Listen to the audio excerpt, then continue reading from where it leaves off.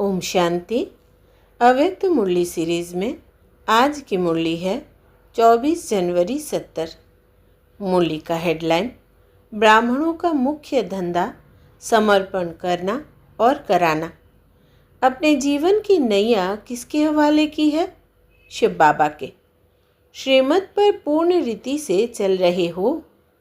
श्रीमत पर चलना अर्थात हर कर्म में अलौकिकता लाना। शिव बाबा के वर्षे का पूरा अधिकारी अपने को समझते हो। जो वर्षे के अधिकारी बनते हैं उन्हों का सर्व के ऊपर अधिकार होता है। वो कोई भी बात के अधीन नहीं होते। अगर अधीन होते हैं देह के संबंधियों व देह के कोई भी वस्तुओं से, तो ऐसे अधीन होने वाले अधिकारी नहीं हो सकते। अधिकारी अधीन नहीं होते हैं। सदैव अपने को अधिकारी समझने से कोई भी माया के रूप के अधीन बनने से बच जाएंगे। हमेशा यह चेक करना कि अलौकिक कर्म कितने किए हैं और लौकिक कर्म कितने किए हैं। अलौकिक कर्म औरों को अलौकिक बनाने की प्रेरणा देंगे। सभी ने यह लक्ष्य रखा है कि हम सभी ऊंचे ते ऊंचे बाप के बच्चे ऊंचे ते ऊंचा राज्य पद प्राप्त करेंगे। वह जो मिलेगा वही ठीक है। जब ऊंचे से ऊंचे बाप के बच्चे हैं तो लक्ष्य भी ऊंचा रखना है। जब अविनाशी आत्मिक स्थिति में रहेंगे तब ही अविनाशी सुख की प्राप्ति होगी। आत्मा अविनाशी है ना। मधुबन में आकर मधुबन के वरदान को प्राप्त किया। वरदान बगैर मेहनत के सहज ही मिलता है। अव्यक्त स्थिति में अव्यक्त आनंद, अव्यक्त स्नेह, अव्यक्त शक्ति, इन सभी की प्राप्ति सहज रीति होती है। तो ऐसा वरदान सदैव कायम रहे, इसकी कोशिश की जाती है। सदैव वरदाता की याद में रहने से यह वरदान अविनाशी रहेगा। अगर वरदाता को भूले तो वरदान भी खत्म। इसलिए वरदाता को कभी अलग नहीं करना। वरदाता साथ है तो वरदान भी साथ है। सारी सृष्टि में सभी से प्रिय वस्तु शिव बाबा वही है, तो उनकी याद भी स्वतः ही रहनी चाहिए। जबकि है ही प्रिय में प्रिय एक, तो फिर उनकी याद भूलते क्यों? ज़रूर और कुछ याद आता होगा। कोई भी बात बिना कारण के नहीं होती। विस्मृति का भी कारण है। विस्मृति के कारण प्रिय वस्तु दूर हो जाती है। विस्मृति का कारण है अपनी कमज़ोरी।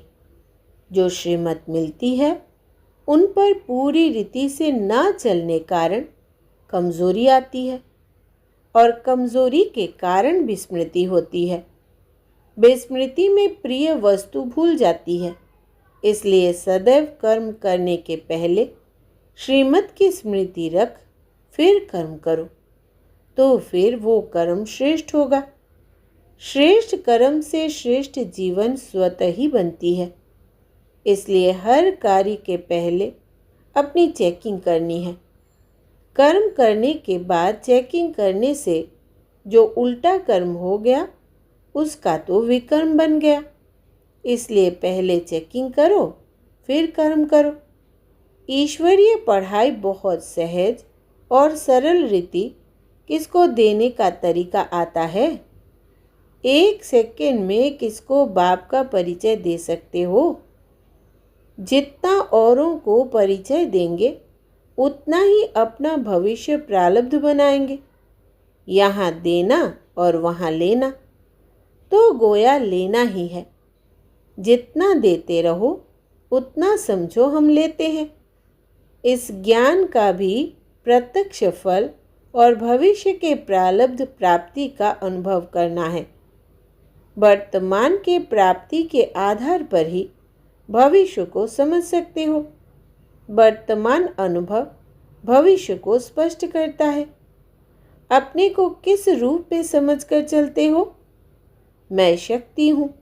जगत की माता हूँ, यह भावना रहती है। जो जगत माता का रूप है उसमें जगत के कल्याण का रहता है। शिव शक्ति रूप में कोई भी कमजोरी नहीं रहेगी। तो मैं जगत माता हूँ और शिव शक्ति हूँ। यह दोनों रूप स्मृति में रखना, तब माया जीत बनेंगे और विश्व के कल्याण की भावना से कई आत्माओं के कल्याण के निमित्त बनेंगे। नष्टो मोहा संबंध से वह अपने शरीर से बने हो। नष्टो मोहा की लास्ट स्टेज कहाँ तक है? जितना नष्टो मोहा बनेंगे उतना स्मृति स्वरूप बनेंगे। तो स्मृति को सदा कायम रखने के लिए साधन है नष्टो मोहा बनना। नष्टो मोहा बनना सहज है, वह मुश्किल है। जब अपने आप को समर्पण कर देंगे तो फिर सभी सहज होगा। अगर समर्पण ना करके अपने ऊपर रखते हो तो मुश्किल भासता है। सहज बनाने का मुख्य साधन है समर्पण करना। बाप को जो चाहिए वो करावे। जैसे मशीन होती है, इन द्वारा सारा कारखाना चलता है। मशीन का काम है कारखाने को चलाना। वैसे हम निमित्त है, चलाने वाला जैसे चलावे, हमको चलना है। ऐसा समझने से मुश्किलात नहीं फील होगी। यह स्थिति दिन प्रतिदिन परिपक्व करनी है। इस मुख्य बात पर अटेंशन रखना है। जितना स्वयं को समर्पण करते हैं बाप के आगे, उतना ही बाप भी उन बच्चों के आगे समर्पण होते हैं। अर्थात जो बाप का खजाना है वो स्वतः ही उनका बन जाता है। जो गुण अपने में होता है वो किसको देना मुश्किल क्यों? समर्पण करना और कराना, यही ब्राह्मणों का धंधा है। जो है ही ब्राह्मणों का धंधा, तो ब्राह्मणों के सिवाय और कौन जानेंगे? जैसे बाप थोड़े में राजी नहीं होता, बच्चों को भी थोड़े में राजी नहीं होना है। निश्चय की निशानी क्या है? विजय। जितना निश्चय बुद्धि होंगे उतना ही सभी बातों में विजयी होंगे। निश्चय बुद्धि की कभी हार नहीं होती। हार होती है तो समझना चाहिए कि निश्चय की कमी है। निश्चय बुद्धि विजयी रत्नों में से हम एक रत्न है, ऐसे अपने को समझना है। विघ्न तो आएंगे, उन्हों को खत्म करने की युक्ति है। सदैव समझो कि यह पेपर है। अपनी स्थिति की परख यह पेपर कराता है। कोई भी विघ्न आए तो उनको पेपर समझ पास करना है। बात को नहीं देखना है, लेकिन पेपर समझना है। पेपर में भी भिन्न भिन्न क्वेश्चन होते हैं। कभी मनसा का, कभी लोकलाज का, कभी संबंध का, कभी देशवासियों का क्वेश्चन आएगा। परंतु इसमें घबराना नहीं है, गहराई में जाना है। वातावरण ऐसा बनाना चाहिए जो ना चाहते भी कोई खींच आए। जितना खुद अव्यक्त वायुमंडल बनाने में बिजी रहेंगे उतना स्वतः सभी होता रहेगा। जैसे रास्ते जाते कोई खुशबू आती है तो दिल होती है कि जाकर देखे क्या है, वैसे यह अव्यक्त खुशबू भी ना चाहते हुए खींचेगी। जो लक्ष्य रखा जाता है उसको पूर्ण करने के लिए ऐसे लक्षण भी अपने में भरने हैं। ढीले कोशिश वाले कहाँ तक पहुँचेंगे? कोशिश शब्द ही कहते रहेंगे तो कोशिश में ही रह जाएंगे। एम तो रखना है कि करना ही है। कोशिश अक्षर कहना कमज़ोरी है। कमज़ोरी को मिटाने के लिए कोशिश शब्द को मिटाना है। निश्चय से विजय हो जाती है। संशय लाने से शक्ति कम हो जाती है। निश्चय बुद्धि बनेंगे तो सभी का सहयोग भी मिलेगा।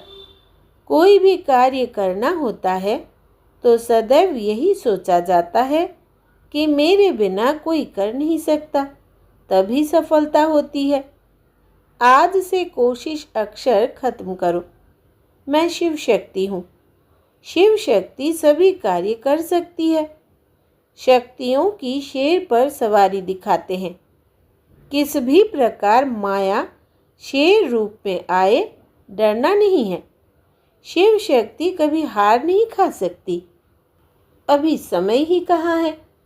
समय के पहले अपने को बदलने से 1 का लाख गुना मिलेगा।